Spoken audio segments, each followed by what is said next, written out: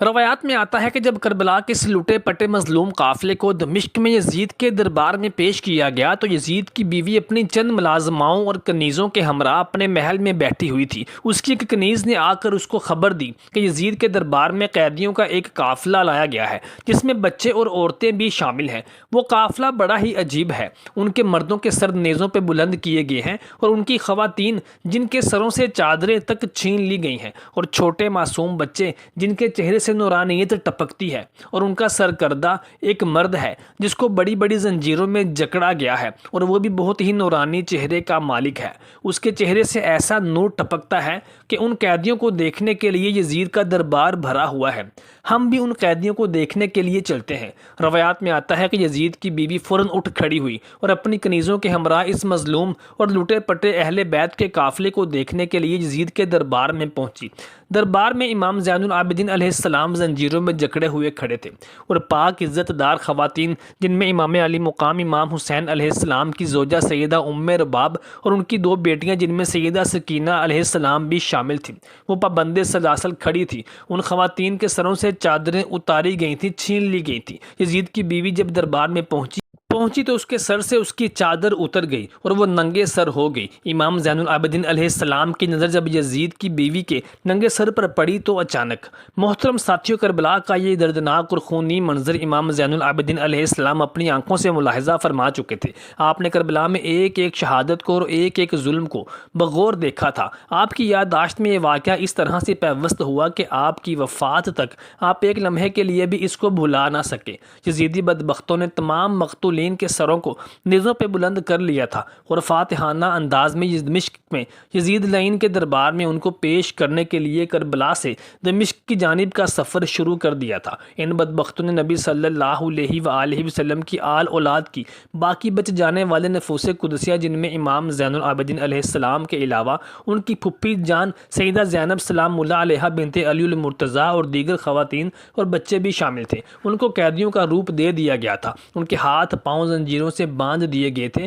اور ان کو بغیر سہاروں کے گھوڑوں پر اور اونٹوں پر سوار کیا گیا تھا۔ عجیب منظر قدرت نے دکھلایا کہ نبی صلی اللہ علیہ وآلہ وسلم کے جن کا کلمہ یہ بدبخت پڑھتے تھے، اسی نبی کی اولاد کو نہ صرف انہوں نے ناحق شہید کر دیا بلکہ ان کے باقی بچ جانے والے نفوس قدسیہ کو جن میں پاک عزت دار خواتین بھی شامل تھیں، ان کے سروں کی چادروں تک کو مال غنیمت کے طور پر چھین لیا تھا۔ پھر ان کو بے آبرو اور بے پردہ اور بے عزت کرنے کی ناپاک جسارتیں بھی کی گئیں اور ان کو قیدیوں کی شکل میں جلوس بنا کر دمشق یزید کے پاس پیش کیا گیا۔ یزید کے دربار میں بھی ان کی بے حرمتی کی گئی۔ ان نفوس قدسیہ کو قیدیوں کے طور پر ان کے ساتھ سلوک روا رکھا گیا۔ یزید بدبخت کے دربار میں بھی اس مسلوم اور مظلوم قافلے پر ظلم و زیادتی اور برداشت کرنی پڑی۔ پہلے تو یزید نے اس قافلے سے ملنے سے انکار کر دیا اور کہنے لگا کہ یہ میرے آرام کا وقت ہے، میں صبح اس قافلے سے ملاقات کروں گا۔ یزید بدبخت نے جان بوجھ کر آل رسول صلی اللہ علیہ وآلہ وسلم کے اس قافلے کو ذلیل اور رسوا کرنے کی ناپاک سازشیں تیار کی۔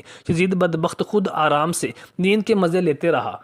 صبح یہ قافلہ یزید کے دربار میں پیش کیا گیا تو یزید بدبخت کہنے لگا کہ میں تمہارے باپ اور خاندان کے ساتھ کربلا میں جو بھی ہوا اس پر افسردہ ہوں اور میں اس سے بری الذمہ ہوں۔ میں نے شمر کو اور ابن زیاد کو ایسا ظلم روا رکھنے کا حکم نہیں دیا تھا، بلکہ میں نے تو ان کو یہی کہا تھا کہ حسین علیہ السلام اور ان کے خاندان کو عزت کے ساتھ میرے سامنے پیش کیا جائے تاکہ میں خود ان سے گفت و شنید کے ذریعے ان معاملات کو حل کرنا چاہوں گا۔ امام زین العابدین علیہ السلام نے ارشاد فرمایا کہ یزید تو جھوٹ بولتا ہے، سب کچھ تیرے ہی کہنے پر اور تیرے ہی حکم پر ہوا ہے۔ تو نے تخت کو، حکومت کو اور اقتدار کو حاصل کرنے کے لیے میرے والد گرامی اور میرے خاندان کو شہید کرنے کی ناپاک سازش تیار کی۔ روز حشر تجھے اس کا حساب بھی دینا ہوگا۔ یزید بدبخت نے کہا، امام زین العابدین سے مخاطب ہوا اور کہنے لگا کہ بتاؤ تمہاری کوئی خواہش ہو جو میں پوری کر سکوں۔ امام زین العابدین علیہ السلام نے فرمایا کہ میں چاہتا ہوں کہ میرے خاندان کے قاتلین کو میرے حوالے کیا جائے تاکہ میں خود ان سے بدلہ لے سکوں۔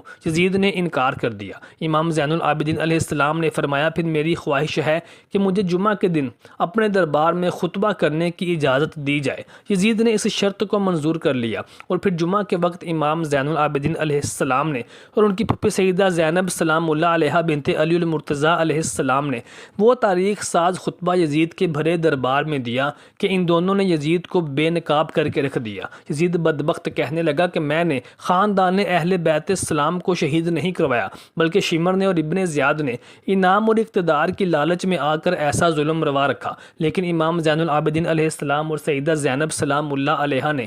یزید کے بھرے دربار میں اس کی سازشوں کو بے نقاب کر کے رکھ دیا، اس کی ایک ایک سازش کو بے نقاب کیا۔ جب حضرت زینب سلام اللہ علیہ خطبہ دے رہی تھیں تو جب بات رسول خدا صلی اللہ علیہ وآلہ وسلم اور اہل بیت اطہار کی فضیلت پر پہنچی تو یزید نے خطبے کو روکنے کے لیے بے وقت اذان دینے کا حکم دے دیا۔ اس کا مقصد یہ تھا کہ لوگ خطبے سے ہٹ کر اذان کی طرف متوجہ ہو جائیں گے۔ جب اذان شروع ہوئی اور مؤذن نبی صلی اللہ علیہ وآلہ وسلم کا نام نامی اسم گرامی دہرانے لگا تو سیدہ زینب سلام اللہ علیہ نے صدا لگائی، اے بدبخت یزید، دیکھ لے کہ تو نے میرے نانا امام الانبیاء صلی اللہ علیہ وآلہ وسلم کی فضیلت کو بیان کرنے سے مجھے روکنے کے لیے تو نے اذان دینے کا حکم دیا تھا، تو دیکھ لے اسی اذان میں بھی میرے نانا امام الانبیاء محمد صلی اللہ علیہ وآلہ وسلم کی اور ان کی آل اولاد کی فضیلت بیان کی جا رہی ہے۔ اذان کے اختتام کے ساتھ ہی یزید بدبخت بھانپ گیا تھا کہ اگر یہ قافلہ زیادہ دیر کے لیے میرے دربار میں رکا اور میرے خلاف علم بغاوت بلند ہونے میں کوئی دیر نہیں لگے گی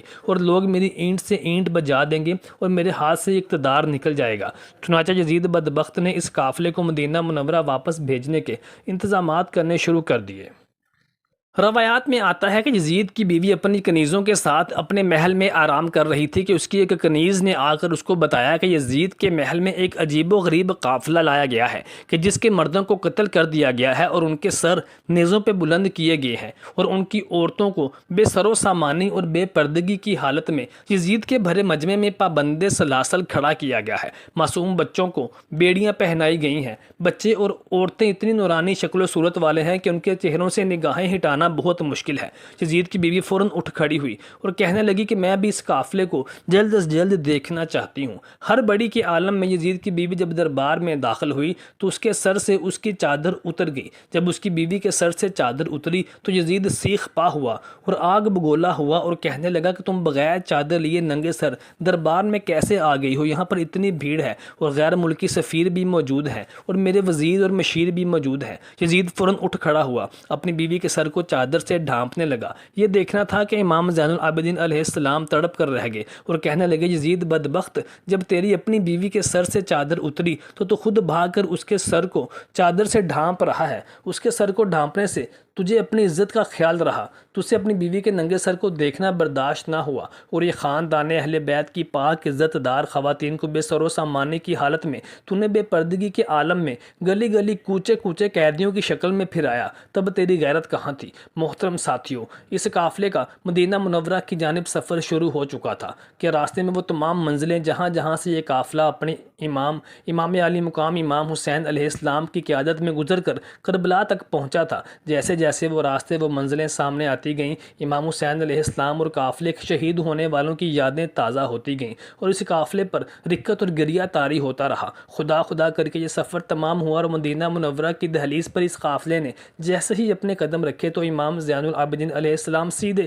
اپنے نانا امام الانبیاء صلی اللہ علیہ وآلہ وسلم کے گنبد پر جا پہنچے۔ وہ صبر جس پر بند بندھا ہوا تھا، وہ لب جو مظالم بیان کرنے کے لیے کسی ہمدرد کی تلاش میں تھے، وہ آنکھیں جو رونے کے لیے بے تاب تھیں، دل پر جو بوجھ تھا وہ روضہ رسول صلی اللہ علیہ وآلہ وسلم میں داخل ہوتے ہی امام زین العابدین علیہ السلام کا ضبط جواب دے گیا۔ ہمت ٹوٹ گئی، وہ بند ٹوٹ گیا اور زاروں کی تار آنکھوں سے آنسو بہنے لگے۔ امام الانبیاء نبی صلی اللہ علیہ وآلہ وسلم کی قبر اطہر کے ساتھ لپٹ کر امام زین العابدین علیہ السلام نے وہ گریہ کیا، وہ آنسو بہائے کہ تاریخ نے امام زین العابدین علیہ السلام کو ان 5 ہستیوں میں لا کھڑا کیا جو اپنے رونے اور آہو گریہ کرنے کی وجہ سے پوری دنیا میں مشہور تھے، جن میں آدم علیہ السلام جو کہ اللہ تبارک و تعالیٰ کے حضور سے جنت سے نکالے جانے کے بعد اس قدر روئے تھے، پھر یعقوب علیہ السلام جو اپنے بیٹے حضرت یوسف علیہ السلام کی جدائی میں اس قدر روئے تھے کہ ان کی آنکھوں کی بینائی ہی جاتی رہی تھی۔ اللہ تبارک و تعالیٰ نے ان کی دعا کو قبول کیا اور ان کو یوسف علیہ السلام کے ساتھ ملوا دیا تھا،